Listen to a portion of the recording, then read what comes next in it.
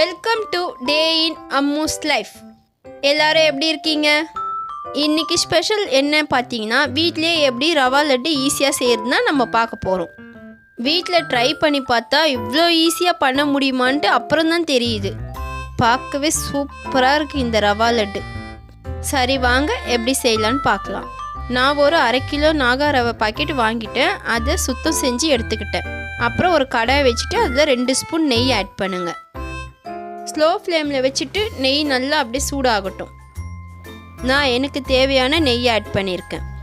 நெய் இப்போது நல்லா சூடாயிடுச்சு. ஒரு 20 முந்திரி எடுத்து அந்த நெய்யில் ஆட் பண்ணுங்கள். நல்லா அப்படியே ஃப்ரை பண்ணுங்கள். நெய்யில் அந்த முந்திரி நல்லா அப்படியே வறுபடணும். நெய்யில் முந்திரி வறுக்கும்போது அதோடய வாசனை பார்த்திங்கன்னா சூப்பராக இருக்கும்.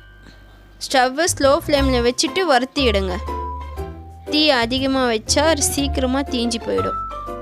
பாருங்கள், சூப்பராக வறுத்து எடுத்தாச்சு. இப்போது ஒரு 10 பாதாம் நல்லா அப்படியே உடச்சி எடுத்துருக்கோம் பாருங்கள்.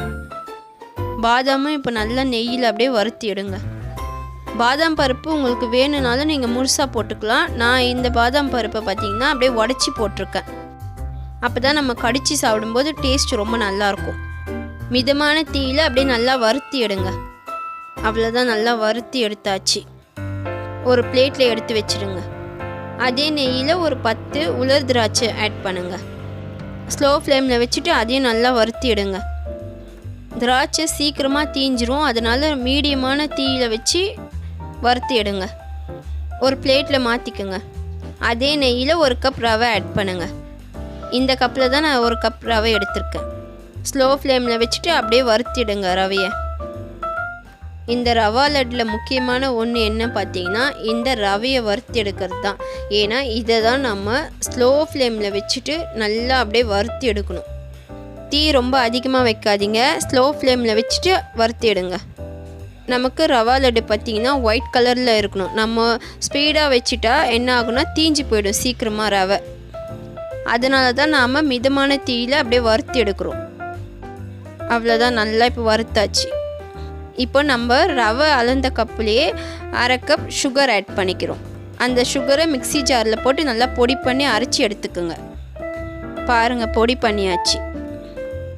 இந்த மாதிரி சுகரை பொடி பண்ணி ரவா லட்டு செஞ்சால் ரொம்ப டேஸ்ட்டாக இருக்கும்.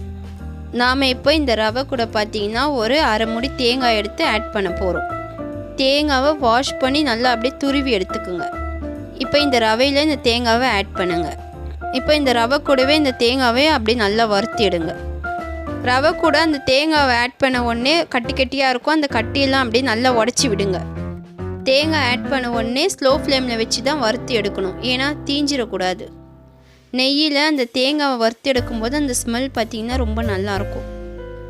இந்த கட்டியெல்லாம் அப்படியே உடச்சி விடுங்க. ஒன்று ஒன்றா பார்த்து அப்படியே நல்லா உடச்சி விடுங்க. அப்போ தான் ரவா லட்டு பிடிக்கும்போது நல்லா வரும். ரவா லட்டு செய்யும்போது இங்கே தான் ரொம்ப கவனமாக செய்யணும். ஏன்னா தீஞ்சிராமல் பார்த்துக்கணும்.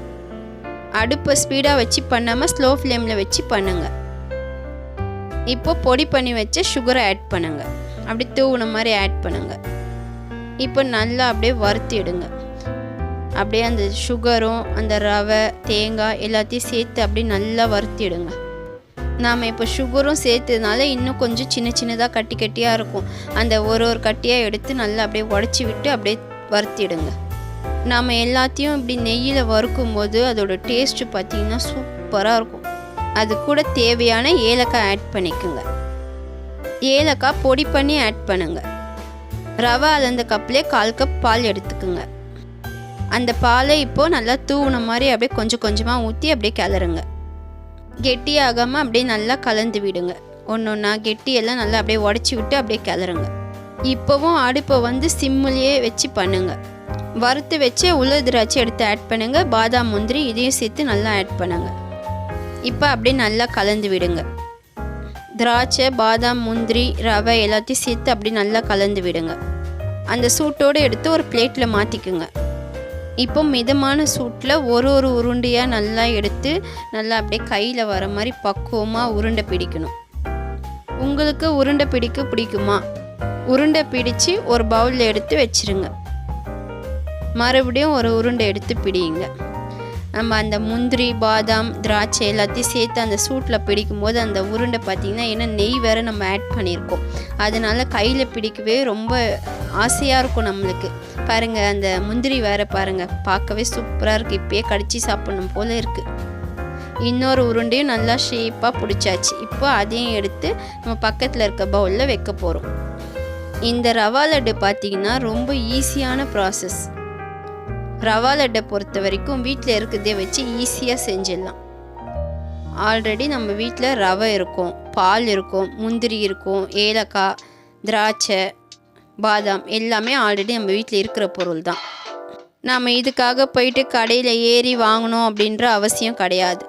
வெளியே இருந்து இதெல்லாம் பார்க்கும்போது நம்மளுக்கு கஷ்டமாக தெரியும். அதுவே நம்ம இன்ட்ரெஸ்டோடு செய்ய ஆரம்பிச்சிட்டா இவ்வளோ ஈஸியாக நம்ம செய்கிறோமா அப்படின்னு நமக்கே தோன்ற அளவுக்கு அந்த சமையல் வந்து நம்மளுக்கு வந்துடும்.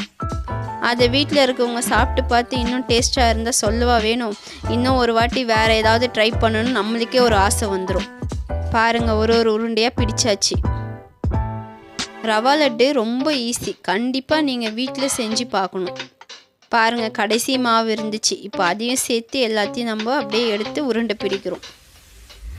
இப்போது நல்லா சேர்த்து உருண்டை பிடிச்சிட்டு அதையும் சேர்த்து அந்த பவுலில் நம்ம இப்போ வைக்க போகிறோம்.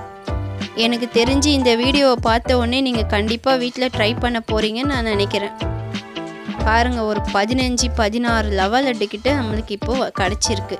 ஒரு கப் ரவையில் 15 ரவா லட்டுக்கிட்ட நம்மளுக்கு கிடச்சிருக்கு. பார்க்கவே சூப்பராக இருக்குது. அந்த பாதாம் முந்திரி திராட்சை எல்லாமே சேர்த்து செம்மையாக இருக்குங்க, அட்டகாசமாக இருக்குங்க. எனக்கு இப்போவே எடுத்து சுட சுட சாப்பிடணும் போல் இருக்குது. உங்களுக்கு எப்படி இருக்குன்னு நீங்கள் பார்த்துட்டு கமெண்ட் பண்ணுங்கள். வீட்லேயே இவ்வளோ சூப்பரான ரவா லட்டு செய்ய முடியுமா? ஆமாங்க, கண்டிப்பாக நீங்கள் செஞ்சு பாருங்கள். இந்த வீடியோ பிடிச்சிருந்தா லைக் பண்ணுங்கள், ஷேர் பண்ணுங்கள், கமெண்ட் பண்ணுங்கள். அப்படியே பக்கத்தில் இருக்க பெல் ஐக்கானை கிளிக் பண்ணுங்கள், ஆல் செலக்ட் பண்ணிக்கோங்க. அப்போ தான் நான் போகிற அடுத்தடுத்த வீடியோ உங்களுக்கு நோட்டிஃபிகேஷனாக வரும்.